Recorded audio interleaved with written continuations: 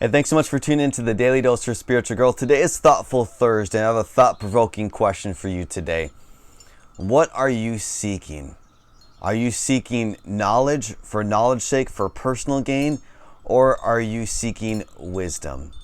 That is the question. And chapter 8 talks about this in the book of Proverbs. We're going through the book of Proverbs. Hopefully, again, you've been encouraged and challenged by the words of wisdom in the book of Proverbs. Now, and on Tuesday, if we're talking about it Tuesday, we talked about the adulterous woman who seeks out the people who lack judgment, and the encouragement, the advice from this father to son. And hopefully you had some conversations with your children and maybe your spouse as well, talking about how can I stay pure?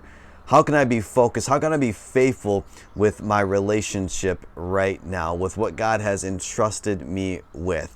Now, chapter 8 talks about the wisdom call and really contrast from lady wisdom, which we'll talk about today, versus the adulterous woman here. In verse 1 of chapter 8, does not wisdom call out? Does not understanding raise her voice?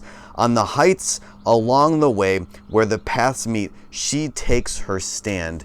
And so really, in front of, just like how the adulterous woman will come out and be sneaky, this lady wisdom will take her stand in offering a counter, a pure bride rather than an adulterous woman.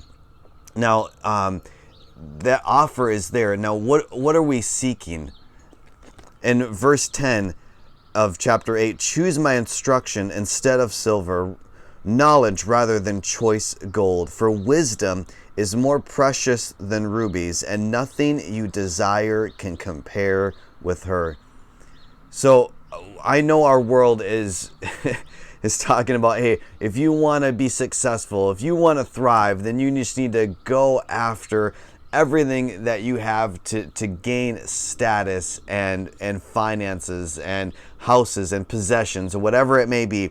But what the Bible is saying here, for wisdom is more precious than rubies, more precious than anything that this world can offer, and nothing that you desire can compare with her. I, wisdom, verse 12, dwell together with prudence.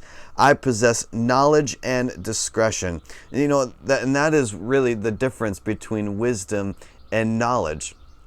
See, wisdom is prudence and discretion and discernment.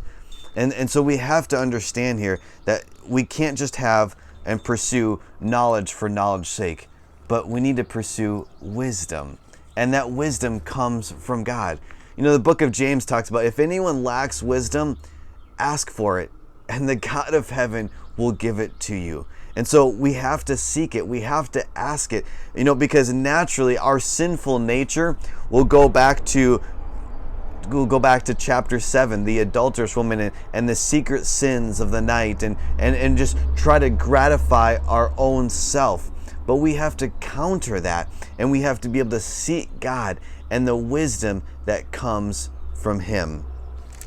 At the end of the chapter, verse 35, for whoever finds me finds life and receives favor from the Lord. But whoever fails to find me harms himself. All who hate me love death. So, a stern warning right there. And I want to encourage you to read this chapter. Read it slowly. How can you gain wisdom? Well, you have to seek it. You have to go after her, the pure bride. See, our Heavenly Father is so generous, and He wants to give you that wisdom, but you have to seek it. You have to go after it. Don't be lazy. Wake up from your slumber. Don't just gratify the flesh, but go after wisdom. And when you do, you find favor in the Lord and a blessing. And if you don't, you love death. And so let that be a stern warning for you. And for that thoughtful question, let's make sure that we seek wisdom and not self-gratification. Hey, thanks so much for tuning in. Make sure you tune in tomorrow for the Daily Dose for Spiritual Growth.